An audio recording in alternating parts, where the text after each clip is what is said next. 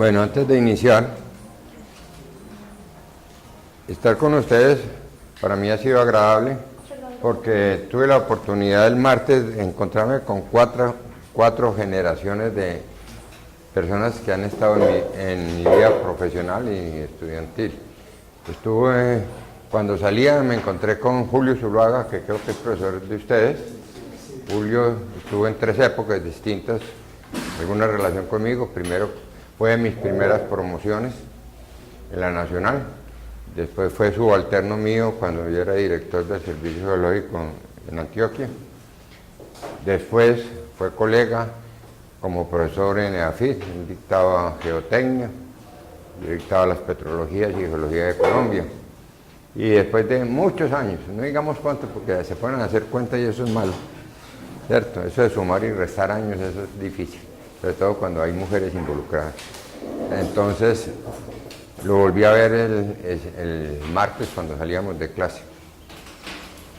Después, había hablado por la mañana al llegar con Jacqueline.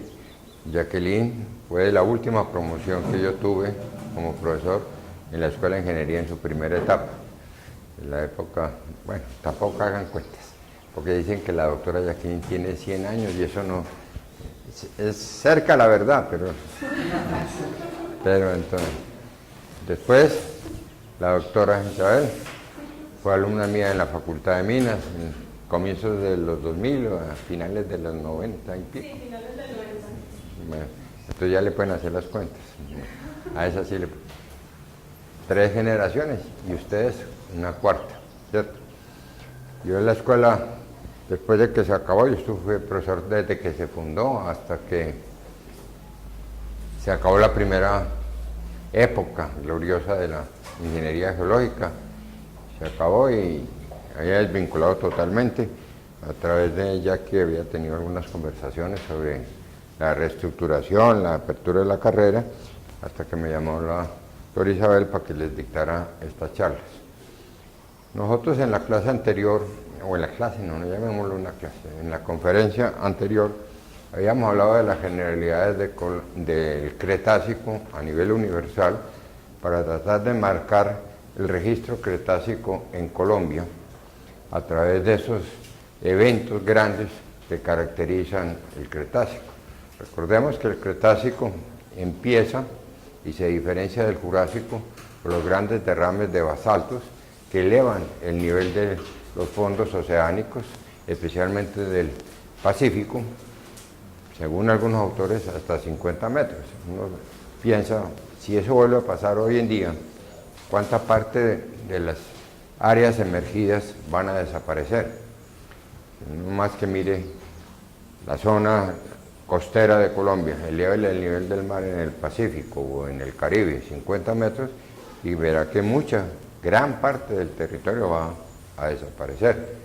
Y esa elevación del nivel del mar hasta de 50 metros es producto de que se generan unas grandes efusivas volcánicas en los fondos oceánicos que hacen que el agua suba. Para otros, ese no es tan importante, sino los movimientos diferenciales que se producen en las placas a finales del Jurásico para disgregar un gran continente que, ¿cómo se llamó? El que unió todos los continentes, la Pangea, ¿cierto? Y que se produce en la orogenia hercínica, que es la que marca el fin del Paleozoico y comienzos del Mesozoico. Ahí se unen todos los continentes en un gran continente y luego empieza otra vez la deriva y empiezan a tratar de separarse. Esa gran separación, por ruptura de las placas continentales, se produce a finales del Jurásico. Eso produce una serie de cambios que son los que van a marcar la aparición de unas especies, la desaparición de otras, la adaptación y las modificaciones en las formas de vida para poderse adaptar a esos cambios. Esa ruptura hace que los mares penetren por ciertos espacios y entonces van a invadir ciertas zonas territoriales. ¿Y cuándo termina el Cretácico? Con un gran acontecimiento que vimos al final de la clase anterior, que hay 3 formas de mirarlo. Una gran transgresión marina, una posibilidad. La 2, el vulcanismo de tipo Deccan, que genera grandes mesetas, invade grandes zonas, produce unos cambios climáticos profundos que hace que desaparezca la fuente de alimentación de muchas especies y tienen que desaparecer o adaptarse a la escasez de alimentación que tenían en ese momento. Y la tercera hipótesis implica que hubo un impacto de un gran meteorito que genera el Golfo de México, produce una nube rica en iridio, el iridio se deposita alrededor de todos los continentes y forma una pequeña capa de una arcilla blanca, una arcilla que toma un color negro porque la radiación producida por el iridio quema la arcilla y ese nivel negro que está entre el Cretácico más superior, que se llama Maestrichano, acuérdese, dame cama con tu seno, ¿cierto? No lo tomen por otro lado, ¿cierto? Entonces, esa capita produce la pérdida de toda la vegetación y entonces no hay forma de alimentarse. Entonces son tres causas distintas y como empezamos a ver el decálogo del geólogo, los geólogos se van a poner de acuerdo cuando hablen de un tercero. Entonces ahí no hay un concepto universal, digamos, es esto y no más que eso. Recordemos que la geología es una ciencia básica, no es una ciencia exacta. Y como ciencia básica tiene una gran ventaja en que 2 más 2 no es 4, ¿cierto? Es cualquier número que no sea 4. Cuando 2 más 2 en geología sea 4, se le perdió la gracia a la geología. Pero como ustedes, y me incluyo en ello, somos ingenieros, para los ingenieros 2 más 2 tiene que ser 4, si no, no nos dan el título, ¿cierto? Si en el examen final, en la validación, decimos que 2 más 2 es 3,9, y bueno, este es un bruto, este no puede ser ingeniero. Pero en geología hay que tratar de llegar, como geólogo, a cualquier número, como ingeniero geólogo, lo más cerquita que estemos al 4 para que el error no sea tan notorio. Entonces, lo que uno trata al reconstruir el registro litológico, que es lo que vamos a ver básicamente en la clase de hoy, que es lo que uno hace, tratar de acomodar ese registro litológico a estos fenómenos globales que no podemos aislar el territorio colombiano de lo que pasó a nivel universal. Esto nos actúa como un ser independiente, como un ente independiente, actúa dentro de un contexto global que es hoy en día la tectónica de placas. Pero si nosotros miramos la tectónica de placas como un todo y con base a esos movimientos, a esas grandes orogenias que se pueden datar de una manera absoluta con la geocronología o relativa con los intervalos paleontológicos por aparición o desaparición de especies, cuando yo tenga el registro en mi área específica, que en este caso va a ser Colombia, podemos empezar a reconstruir y vamos a ver entonces que hay unas unidades que son totalmente volcánicas, de fondos oceánicos, que hay un magmatismo profundo, grande, que representa unos fenómenos al interior de la Tierra que debo explicar en función de la tectónica de placas. Quiero ser claro, en los modelos y en las teorías uno toma partido por uno, pero no quiere decir que sea lo único que existe. Nosotros en geología trabajamos con modelos netamente autoctonistas cuando hablamos en función de la orogenia y los cambios en los niveles eustáticos del mar, pero hablamos de modelos aloctonistas cuando podemos poner a viajar las cosas de un lado a otro. Ejemplo, si yo soy autoctonista, voy a pensar que Gorgona siempre ha estado ahí. ¿Qué cambió? El nivel del mar. O fue creciendo de la base hacia el techo, o simplemente el nivel del mar bajó para que se vea Gorgona. Pero si soy aloctonista, ¿qué puedo hacer? Y es que Gorgona no se formó ahí, la puedo poner a viajar en la vertical o en la horizontal, con un componente que es predominantemente horizontal. Si ustedes miran los trabajos de palomagnetismo sobre Gorgona, de Estrada, ven que él dice que Gorgona, los resultados palomagnéticos dicen que Gorgona se formó 2.800 kilómetros al sur de su posición actual. Entonces, cojo la posición actual, lo muevo hacia el sur y eso me da por allá, más o menos a la altura de la isla de Pascua, en Chile. Entonces, tengo la edad. Entonces, ¿cuándo se formó? y dónde está hoy en día. Entonces tengo la distancia, tengo la edad y puedo calcular la velocidad a la cual ese fragmento de alguna placa se desplazó hasta su posición actual. Y si es un fragmento de algo y se desplazó, es un terreno. Entonces llamo el terreno orgón. Nosotros, cuando miraron estas diapositivas en la clase anterior, ahí no decía este título, decía Cretácico de la Cordillera Occidental. Pero la Cordillera Occidental es un mosaico de terrenos. ¿Cuántos terrenos? Yo creo que con la profesora ya hablaron que hay distintos modelos.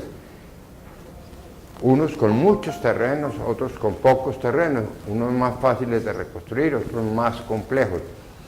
Pero entonces nosotros vamos a mirar que la Cordillera Occidental, la Cordillera Central son mosaicos de terrenos y que el Cretácico hace parte de diferentes terrenos con diferentes características, que puedo considerar unos bloques como autóctonos y otros como alóctonos.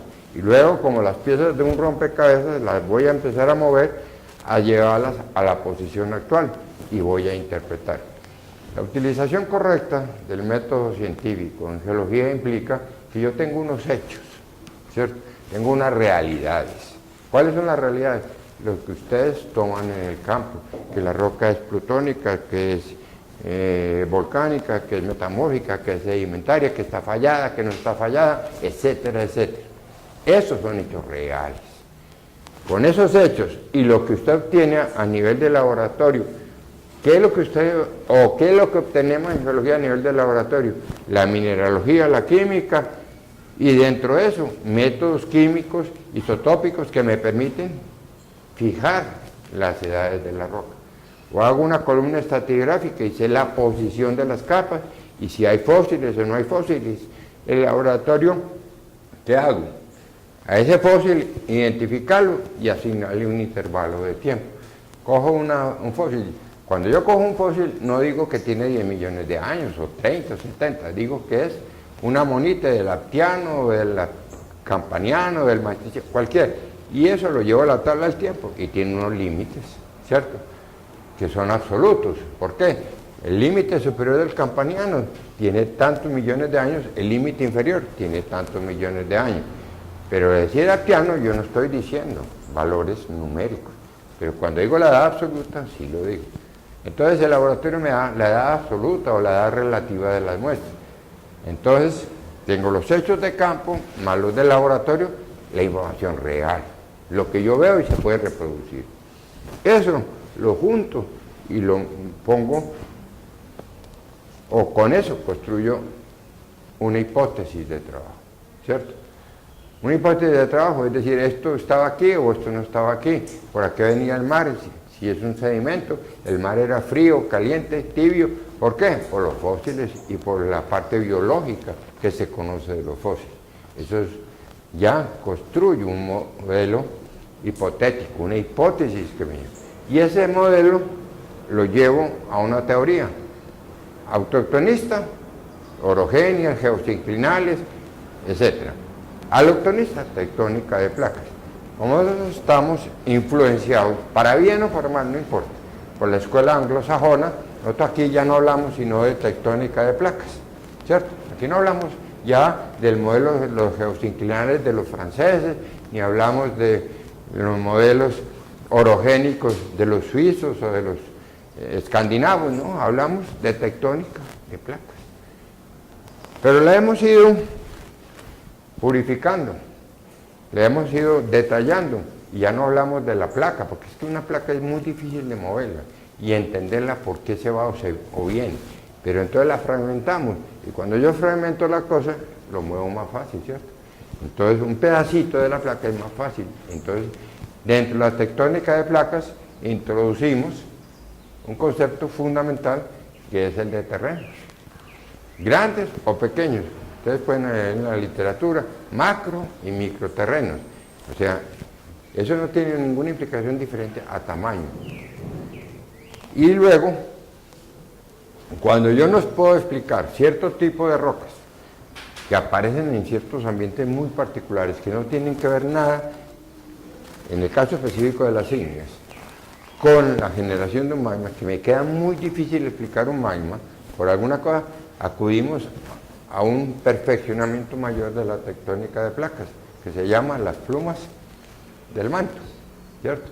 La pluma del manto produce una gradiente térmica alta, fundimos arriba y simplemente generamos magma, ¿cierto?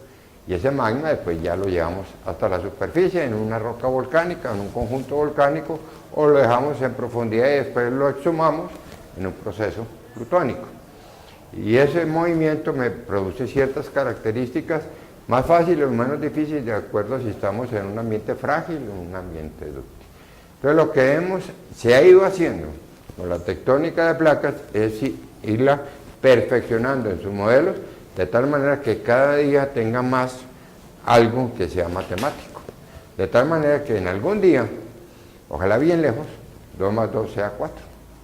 Entre más nos demoremos, mucho mejor, porque podemos especular más, ¿cierto? Y eso es una de las grandes ventajas de la geología.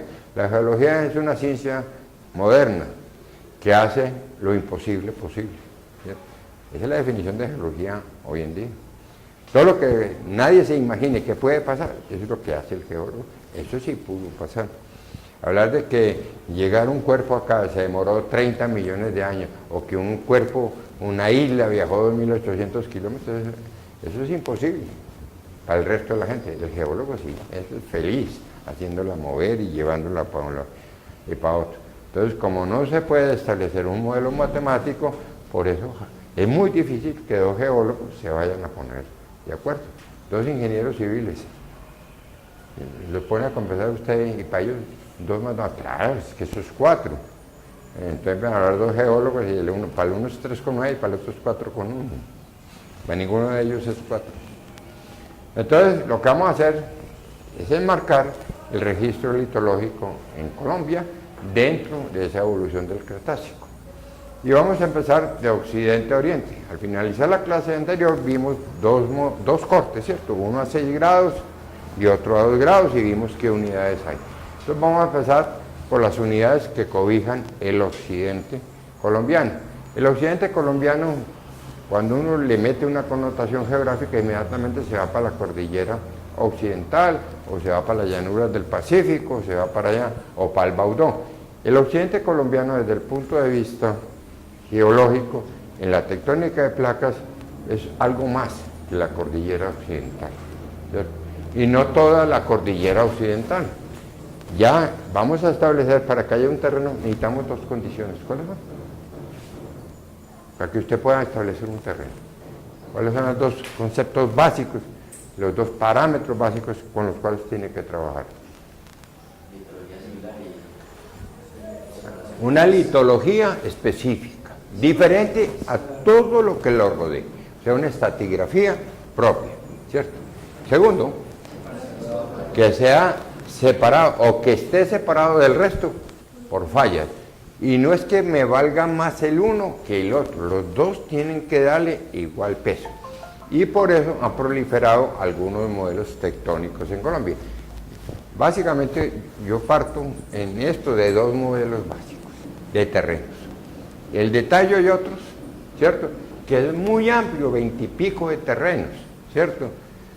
Pero tiene un concepto para mí, a pesar de que fui autor de parte de ese trabajo, hoy en día lo miro de que se le dio demasiado peso a la estratigrafía y que comillas, se inventaron fallas.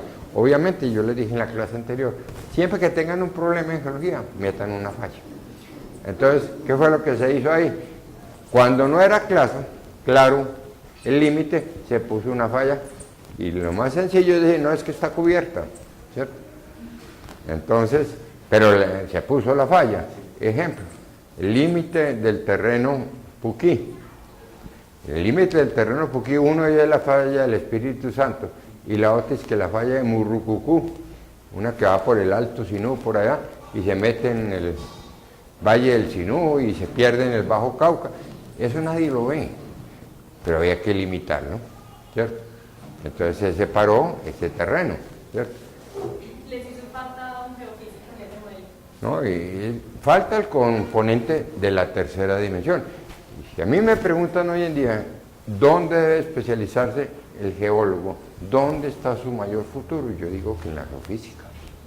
Porque es que bidimensionalmente la superficie terrestre ya se conoce. Y están los sensores remotos. Usted pone a volar aquí, y ahora con los drones, usted lo pone a volar y le toma todo y sabe todo lo que está ahí. Pero ¿qué hay por debajo de eso? Yo le pregunto. Los depósitos minerales grandes, en superficie, ya se conocen todos. Hay que buscar lo que sigue, lo que está por debajo que yo no veo. Entonces, yo diría que uno de las... Para mí hay 4 campos. Si hay oportunidad hablamos de los otros. Pero uno de los grandes campos y el reto grande de la geología es conocer la tercera dimensión. Y dirán, y hay otra, sí, el tiempo. En geología el tiempo es algo fundamental. No es el colombiano ni el espectador, es el tiempo. Entonces vamos a mirar primero el registro. Teniendo en cuenta que la cordillera occidental, o esto, está dentro de un contexto que no es solamente cordillera occidental, sino los terrenos que constituyen gran parte de la cordillera occidental. Si ustedes miran el modelo de Tallo y otros, 3 terrenos en la cordillera occidental y 4 con el Baudó. Terreno Baudó, el terreno Cañas Gordas, el terreno Buriticá, el terreno Dagua. 4. Si usted mira el modelo de Tuzán y Restrepo, 1, el terreno, usted ya no lo visto. ¿Será el Taamí, será el Calima, será cuál? El terreno Calima, ¿cierto? Si usted miran uno más complejo, como el modelo de Cediel y otros, eso tiene como 5 o 6 terrenos. Ya es conceptos, como les decía ahora, de con qué criterios y con qué detalle yo miro. Pero siempre recuerden que un modelo, para que sea coherente en función de terrenos, debe de tener 2 componentes igualmente válidos: estratigrafía, tectónica. Llegamos a extremos, el modelo de Tuzán y Restrepo, toda la cordillera, un solo terreno, el Calima. O cojo el modelo de Nibia y otro, de Kerr, y después aplicado por Nibia y todo el occidente colombiano, todo lo que tenga corteza oceánica, un solo terreno, que se llama bloco, ¿cierto? Placa litosférica, oceánica, cretácica, occidental. Todo el occidente colombiano en un solo terreno.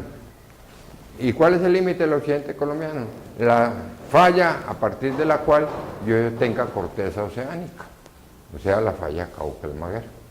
Entonces, ven ustedes, lo que yo voy a mostrar ya, independiente si lo acomodo al terreno A, B, o sea, no importa, pero sí en función de terreno, es mirar el registro estratigráfico que me marca el Cretácico en el occidente colombiano, en los terrenos que constituyen el occidente colombiano.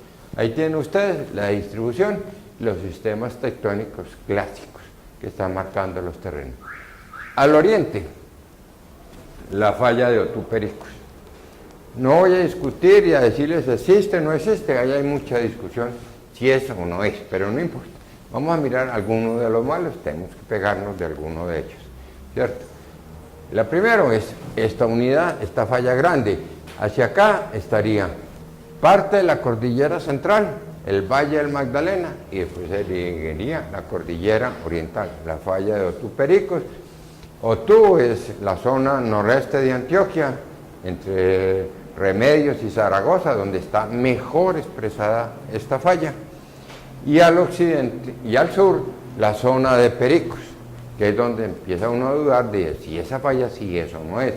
La falla de Pericos marca el límite entre 2 unidades en la cordillera central a la altura de la carretera Ibagué-Armenia, donde se definió la clásica rocas metamórficas del complejo Cajamarca. Esta falla ahí no es tan clara. Es muy claro allá arriba, donde cerca al 1, en la zona de Otú, donde fue definida originalmente por Feiniger. La falla de Pericos fue definida por Nelson acá en la zona del Tolima, cerca de Cajamarca. Ahí es donde hay dudas, y esto se continúa hasta entrar a la zona. Entonces tenemos al occidente la falla de Dabeiba, Pueblo Rico, también llamada por algunos autores la falla de Uramita, ¿cierto? Esa es la que me marca el límite. ¿Qué tengo hacia acá? La cuenca del Atrato arriba, la del San Juan acá, estas bocas del San Juan, y tengo la serranía del Baudó. Ahí está en un solo paquete. Para la mayoría de los autores, y me incluyo entre ellos, Baudó no puede considerarse como parte de eso. Baudó es un terreno independiente de la evolución de la cordillera occidental. Perdón, en Sí. la nomenclatura actual, la falla de Puerto Rico sería la misma falla de Garrapatas. No. Ya vamos a ver un poquitico. Cuando yo marque el límite, en mi idea, es esa falla, existe de Garrapatas, y la que me marca el límite entre la parte norte de la cordillera, a la altura de la serranía de los Paraguas. Esa es la parte que me límite Chocó, Valle, Risaralda. Esa zona, esa curvatura que tiene la cordillera ahí, sería la falla de Garrapata. Y la falla de Garrapata sale aquí, esta es la falla de Garrapata. Para mí, de aquí para el norte, es un terreno, en la cordillera occidental. Es el terreno Cañas Gordas. Yo no comparto la idea hoy en día de que exista el terreno urítica. Y hacia el sur sería la parte sur de la cordillera occidental, sería el terreno de agua, ¿cierto? Y este es Garrapatas. Y hay muchos hechos para decir que estos son dos terrenos. El Batolito de Mandé, por ejemplo, que es una unidad clásica de la cordillera occidental, y la más importante tal vez desde el punto de vista económico, está al norte. De aquí para acá no hay ningún cuerpo similar a Mandé. Las características geoquímicas de los basaltos de acá, del grupo Cañas Gordas, o sea, lo que llamamos barroso, son muy distintas geoquímicamente a los basaltos que hay al sur dentro del grupo diabásico. Entonces, hay algunas diferencias, unas más marcadas que otras. Aquí al norte, el magmatismo cenozoico es básicamente mioceno. Hacia acá, es eoceno, paleoceno. O sea, hay una serie de diferencias que pueden marcar eso. Y estamos hablando de estratigrafía, ¿cierto? Estoy hablando de una falla que me lo limita, que es Garrapatas, ¿cierto? Sacándola del sistema Dabeiba, Pueblo Rico. Entonces, ya es mirar un poquito cómo se enfoca. Entonces, tenemos unas unidades cretácicas dentro de esos terrenos. La primera de ellas es la formación San Pablo. Mire que San Pablo es un sitio alrededor de Campamento Yarumal, en Antioquia. No sé si ya han hecho alguna salida por allá, si conocen el área, pero sí conocen en esa área un cuerpo que económicamente tiene importancia, que es donde se hace la explotación de los asbestos, ¿cierto? Es el cuerpo ultramáfico, de lo que se llama el complejo básico del Nechí. Ahí, en el complejo básico del Nechí, hay unos cuerpos ultramáficos que personalmente considero son parte de una ofiolita desmembrada. Cuando yo tengo, y voy a modelar con placas o terrenos que tengan corteza oceánica, lo que uno debe buscar es lo más fácil de identificar, que son las peridotitas o su producto de alteración, las serpentinitas. Entonces, son rocas muy fáciles de reconocer y es una evidencia clara de que eso fue piso oceánico. Entonces, conocen la definición actual de ofiolita. Ofiolita no es una roca, es un complejo de rocas ígneas, plutónicas y volcánicas, básicas y ultrabásicas, que están siempre asociadas con sedimentos. Son tres cosas distintas. Las rocas volcánicas se forman en superficie a partir de un magma. Las rocas plutónicas se forman a profundidad a partir de un magma. Los sedimentos se forman en superficie, ¿cierto? Eso es lo que en la literatura ustedes conocen como la trilogía de Steinman. Tres rocas distintas y un solo origen. ¿Y por qué llaman la trilogía? Ustedes vieron religión, ¿cierto? Eso ya no sé si se ve o no se ve, pero la religión dice que existe la Santísima Trinidad, ¿cierto? ¿Qué es la Santísima Trinidad? Tres personas distintas y un solo Dios verdadero. Aquí son tres rocas distintas en su origen, plutónica, volcánica y sedimentaria, condiciones totalmente distintas en un solo conjunto. Eso es lo que es una fiolita. Y la conferencia de Penrose le metió algo más, le dice que representan antiguo piso oceánico acrecidas a un borde continental por procesos de obstrucción, de subducción o a lo largo de fallas transformantes. Entonces, ¿qué es lo que hace la fiolita? Me marca el límite de un continente en un momento dado de la historia. Entonces, cuando yo empiezo a poner sobre un mapa todos los afloramientos de posibles sofiolitas y los uno, me dice, vea, el límite del Cretácico de Sudamérica venía por acá. Entonces, lo que se hace, esa primera unidad es la formación San Pablo. La formación San Pablo son los sedimentos convolcánicos.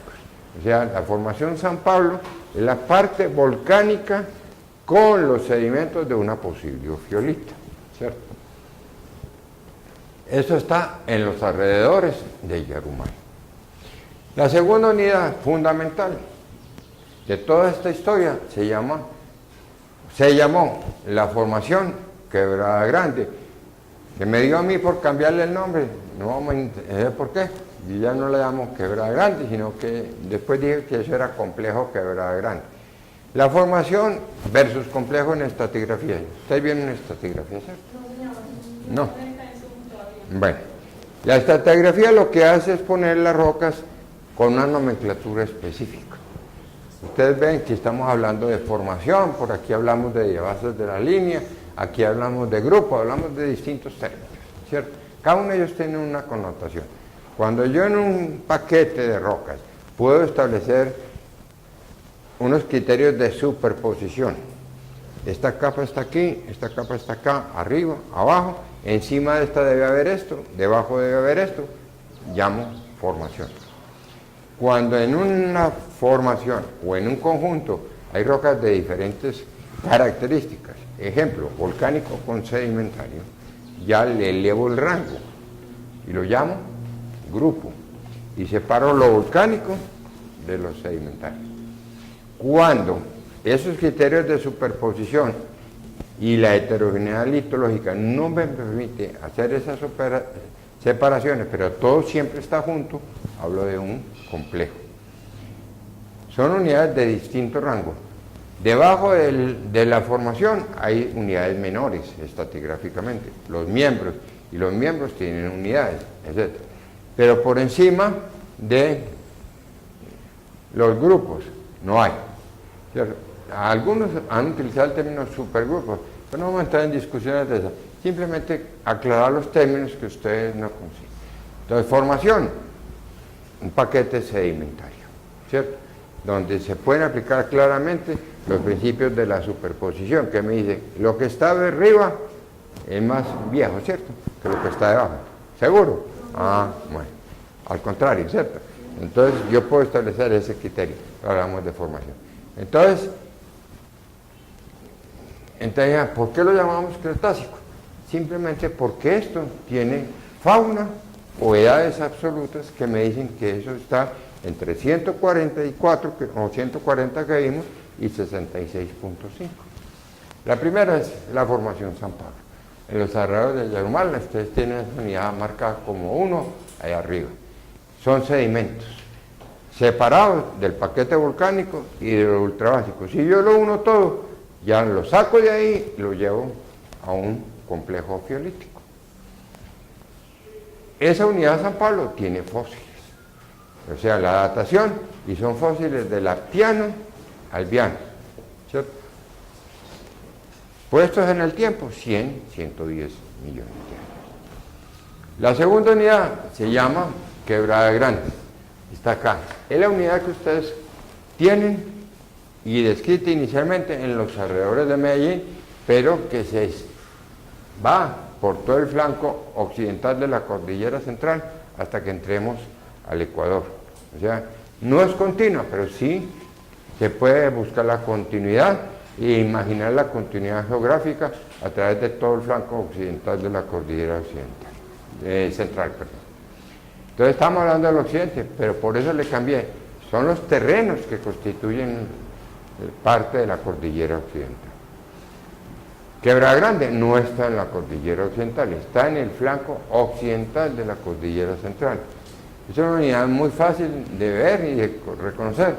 Fue definida en los alrededores de Medellín, en La Estrella, en la Quebrada Grande, que es afluente del río Medellín, ahí, en un sitio que muchos conocen y pasean mucho por allá, que es una zona de unas casitas chiquitas con unos nombres muy sugestivos, y ahí entrando para La Estrella. ¿Cómo es que llaman las casitas chiquitas? No se rían, yo estoy hablando seriamente. Esos que llaman es que moteles, que son unos hoteles muy cómodos, muy sabrosos. Ahí está, ahí fue definida. Esa formación Quebrada Grande pasa por todo el patio de atrás de un sitio que se llama Aries. ¿Sí saben dónde queda? No saben. Ah, bueno. Llévenlos a pasear allá en la prima salida. Bueno, eso es en La Estrella. Fue definida por Botero, por ahí en el año 63.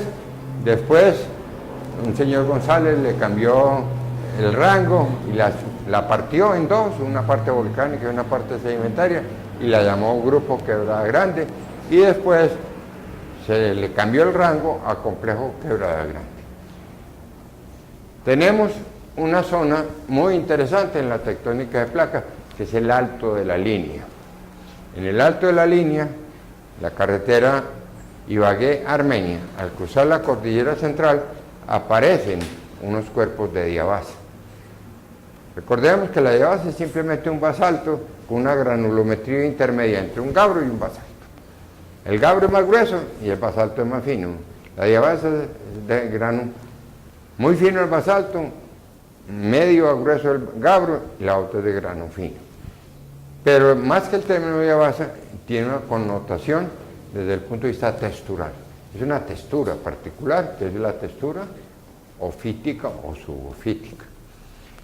Cuando yo utilice algún término que ustedes consideren que se les debo aclarar o que no lo conocen, por favor, me lo dicen, ¿cierto?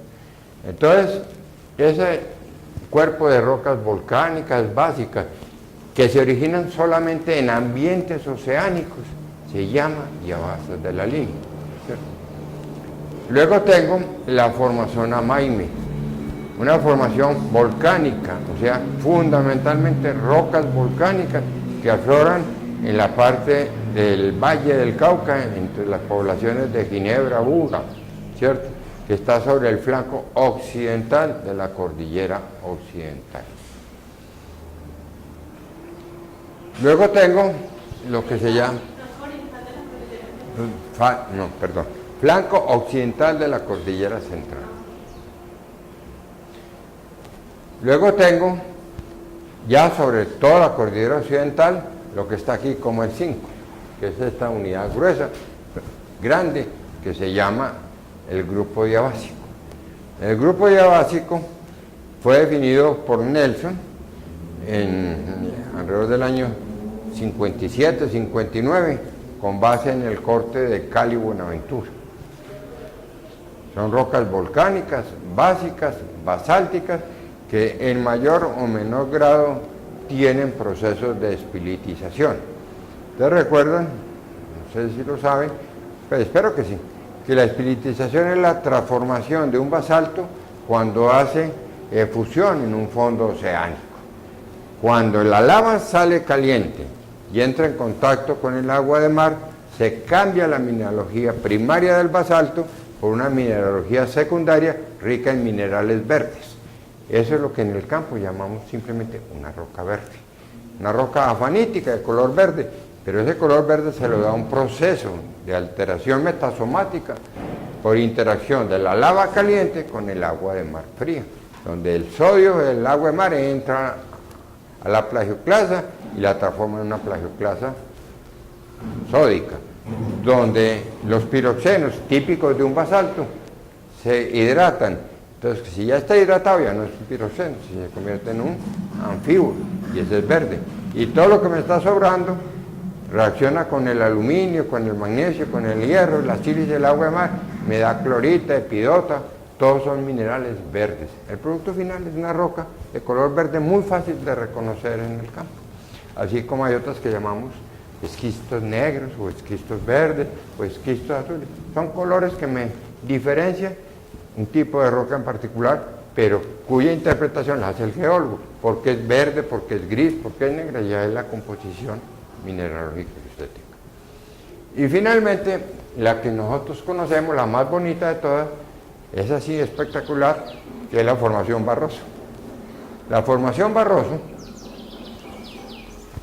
¿qué característica tiene? La formación Barroso hace parte de una unidad más grande, que se llama el Grupo Cañas Gordas. El Grupo Cañas Gordas tiene un componente volcánico y un componente sedimentario. El volcánico lo llamamos formación Barroso. Ese término es de un tal señor González, en el río Barroso, en la zona de Salgar, ahí entre el pueblo de Salgar, bueno, la ciudad del pueblo de Salgar y su desembocadura del río Barroso a el río San Juan, en la carretera que va de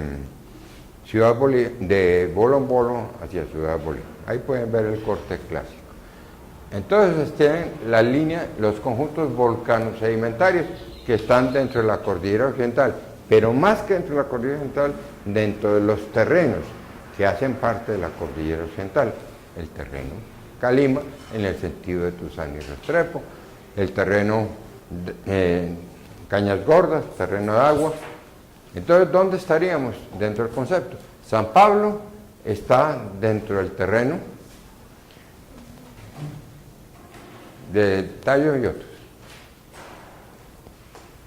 Cañas Gordas. Está dentro del Cañas Gordas. Quebrada Grande hace parte del Cañas Gordas. Las Llavazas de la Línea está en el límite entre el Cañas Gordas y el Cañas Gordas y el Dagua. El Diabásico es típico de agua y el Barroso es típico del terreno Cañas Gordas. Hay problemas, como ustedes ven. Hay formación, grupo, terreno con el mismo nombre. Lo que se trata y se sugiere al hacer estas reevaluaciones de la información es que no se utilice el mismo nombre para tres cosas distintas, ¿cierto? Porque eso se presta a confusión. La siguiente, por favor. Vamos a ver algunos detalles de esas formaciones. Aquí tienen ustedes las características del Cañas Gordas. Como esto no sabemos exactamente el límite, el espesor, estamos poniendo el techo, no más, de la unidad infrayacente del Cañas Gordas, que se llama Barroso. El techo de la formación Barroso, donde tenemos el cero acá, se caracteriza porque aquí hay unas secuencias piroclásticas. El tope del Barroso siempre está marcado por tobas y localmente aglomerados, ¿cierto? O brechas. Es una etapa final de vulcanismo caracterizado por un vulcanismo explosivo. Sobre eso tenemos acá un espesor incierto, para algunos 3.000 metros, para otros 2.000, para otros eso ni lo uno ni lo otro. ¿Por qué? Porque eso es muy difícil por la tectónica, por la complejidad y repetición de capas y la homogeneidad de muchas cosas, saber si se está repitiendo o no se está repitiendo. Si yo digo que es 3.000, como dije en mi trabajo, y alguien me dice que es 2.000, digo, pues sí, puede ser 2.000, yo estoy repitiendo capas, ¿cierto? La formación Penderisco tiene su sección tipo en el recorrido que hay entre la población de Concordia y la población de Urrao, siguiendo el río Penderisco desde ahí hasta su desembocadura al río Sucio, ¿cierto? Y ahí se definió esta formación, definida por Álvarez y González. Ahí lo tienen ustedes. Tenemos esencialmente la zona que está marcada como AB, que es el nivel de Pilo Lavas, tope. Entre otras cosas, aquí en la sección tipo del Cañas Gordas, que siguiendo el río Cañas Gordas entre el Boquerón de Toyo y Dabeiba, hay un sitio que es espectacular, que afortunadamente para los geólogos quedó aislado de la acción de los señores que hacen carreteras, ¿cierto?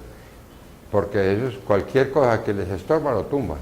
Hay un afloramiento espectacular, tal vez el más bonito que hay de pilolavas dentro de una zona cordillerana, ¿cierto?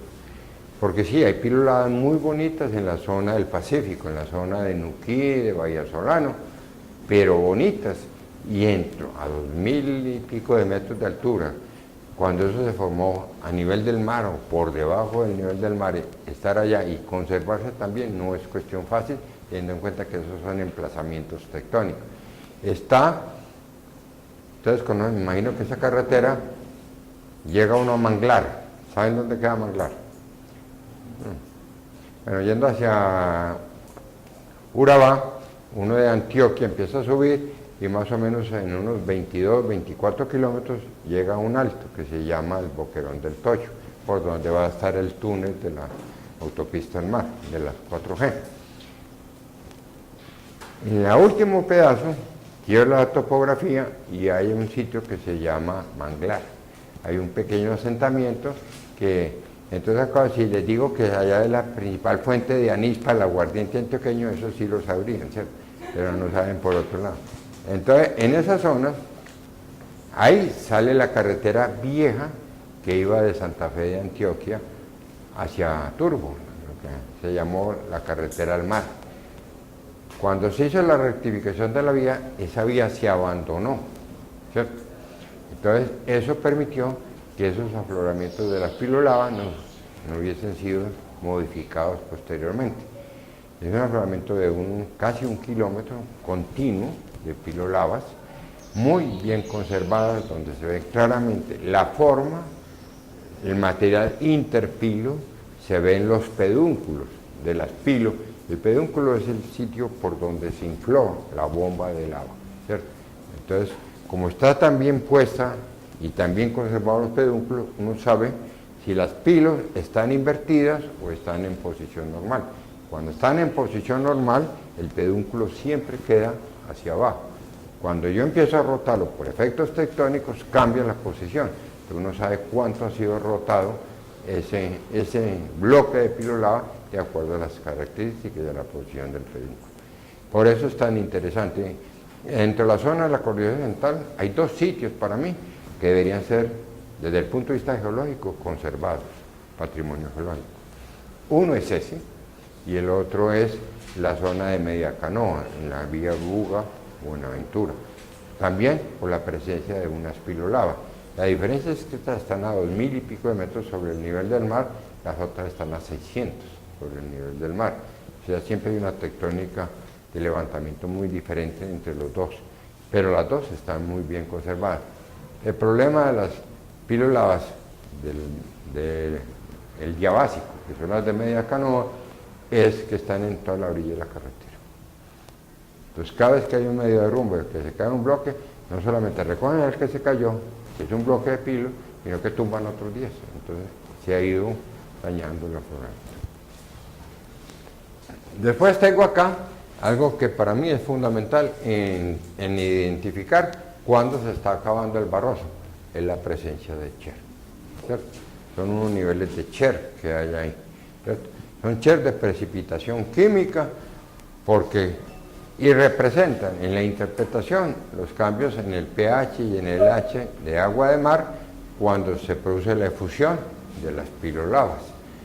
Entonces, ese cambio en la gradiente de temperatura y en las condiciones químicas de pH y H hace que se precipite la sílice que está en el agua de mar y forma las capas de Cher.